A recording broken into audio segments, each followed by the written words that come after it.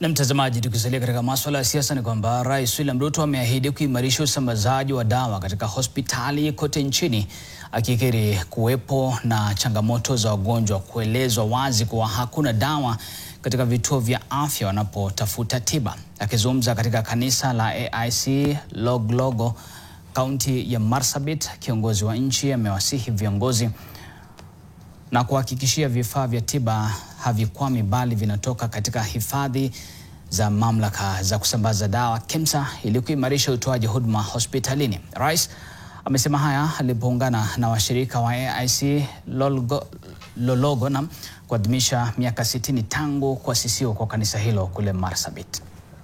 Siende Marsabit ati kwenda kwa store ya Marsabit, ikuje kutoka Nairobi mpaka Loglogo, na ile ya Loyangalani iende Loyangalani, na ile ya Kor iende Kor, na ile ya kule Dasnach huko Ileret iende huko, na ile ya North Horr iende huko. Nyinyi mnanielewa?